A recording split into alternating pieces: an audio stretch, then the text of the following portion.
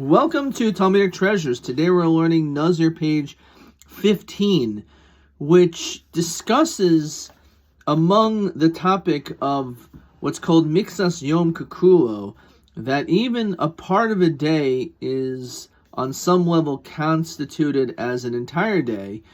That is also relatable when it comes to the laws of mourning. Mourning, namely, when a person loses one of their closest 7 relatives, namely one's parents, siblings, children, or spouse. So that person is an avel. And because of that, one of the requirements is that they need to sit Shiva. Shiva is a number which means 7. And for 7 days, they are supposed to do certain acts which show that they're in mourning, such as not wearing leather shoes, sitting on a low place. Also, one rends the garments as well. And typically, a person will go to their home, the person who is mourning, and visit them and console the mourner. Now, the issue is when it comes to a major Jewish holiday.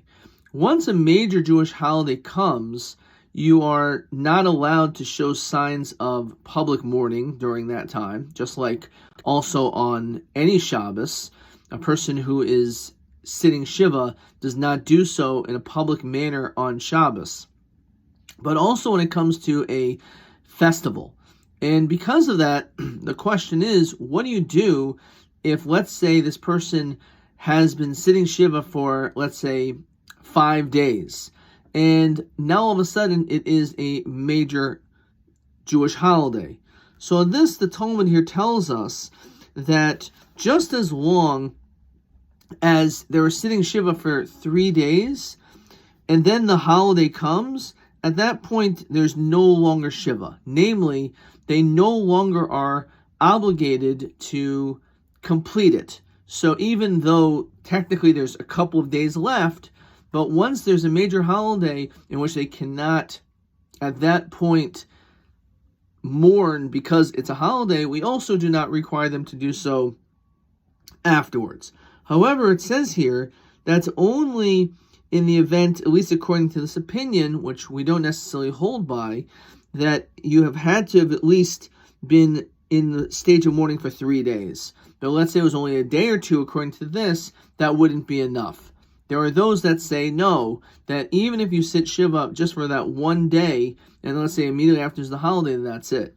And then the Talmud tells us, what happens if, let's say, it was 8 days before the holiday? So you completed Shiva, and now day number 8 is another stage, which is called Shloshim, which in Hebrew means 30, which is not as intense the laws of mourning, but nonetheless, there are certain laws that pertain specifically to Shloshim as well.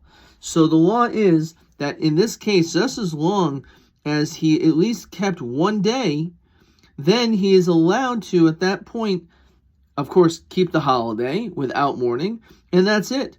The laws of Shloshim don't apply. Even though technically he should have to make up for all those extra days.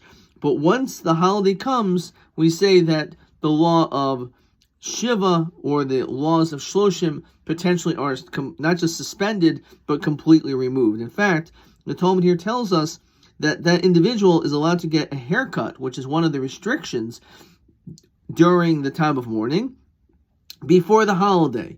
And on this is a question that if, let's say, they didn't get a haircut, whether or not they still are not, they're allowed to get a haircut after the holiday, or perhaps not. But again, we see from here a small hint to this notion and the laws regarding the laws of mourning, which of course are much more complex than what we just said, but at least that gives us a little bit of an idea of some of its laws.